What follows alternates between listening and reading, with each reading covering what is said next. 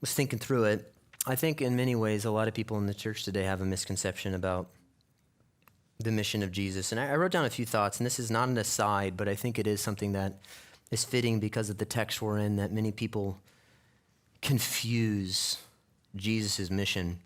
I saw a pastor this week, very well-known pastor, that said, he tweeted or something, never Trump, this year Harris, always Jesus. I just want you to understand that that is one of the most foolish things I've ever seen. And here's why. People have asked me this week if I have opinions politically. I have opinions, a lot of them.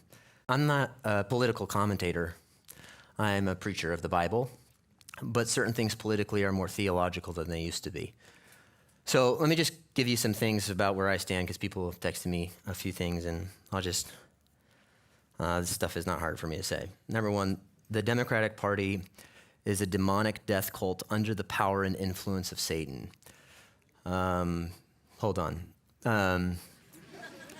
No, I'll explain why I say hold on. To vote for the Democrats is to vote for a platform that is building their platform upon everything God hates. The mutilation of bodies, the annihilation of babies in the womb, and the sexualization of your children. That is their calling card. That is what they want to do. They don't hide that. They have abortion facilities outside of the Democratic Convention. This is who they are. It's the most radical party in our country's history.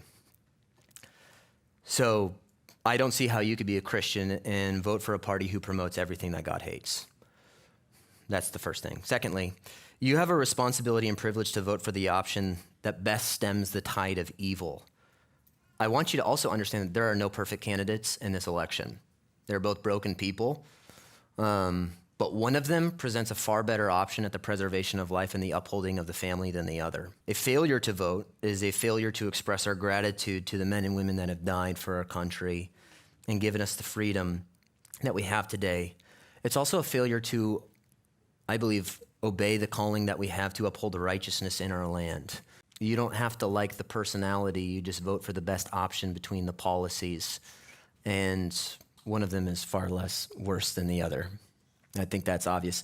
And a vote, just in general, it comes from the Latin word votum, which means to make a choice.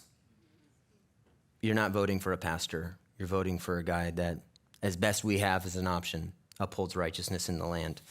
Number three, and this is why I said hold on, because there are certain people that are going to amen the political thing, but I also want the amens just to be as loud as when I say this.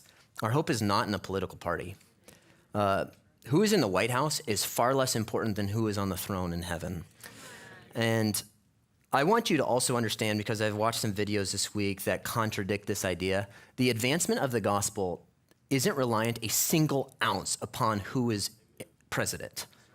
I want you to understand that where Christianity spreads the fastest and the farthest are in the nations that are persecuted the most, not where there's the most religious freedom. The reason our world is crumbling, the reason we're under the judgment of God, is because we've turned our back on God.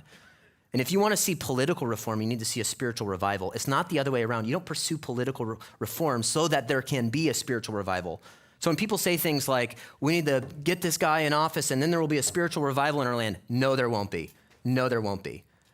That's not the way it works, and that's never been the way it works. Number four, we should speak out against the evil of our day, but you should never turn the mission field into your enemy. You can call out the policies, call out the issues. I can speak against the horrors of abortion. Makes God weep. The trans agenda, whatever it may be. I have a heart for those people, and you ought to have a heart for them.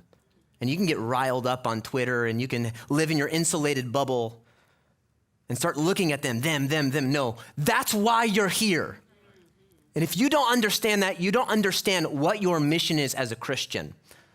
Number five, if you are more likely to promote your political views than you are to proclaim Jesus Christ, if people know you more for being a Republican than they do for being a Christ follower, your priorities are way out of whack. So I disappointed both people, right? So that's where we're at today. But I want you to understand those truths. You should go vote. And it's not a difficult decision for me.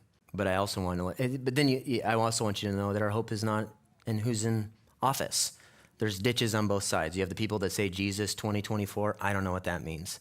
Because he's been Jesus and he's been king for the last 10,000 years, and he'll be Jesus for the next 10 billion years. I don't know what that means. But then you have pacifists, and then you have people that are putting all their hope in what happens in November. Listen, Stonebridge Bible is going to go on because the church is going to go on, and we're not on defense. The gates of hell will not what? Prevail. We're on offense.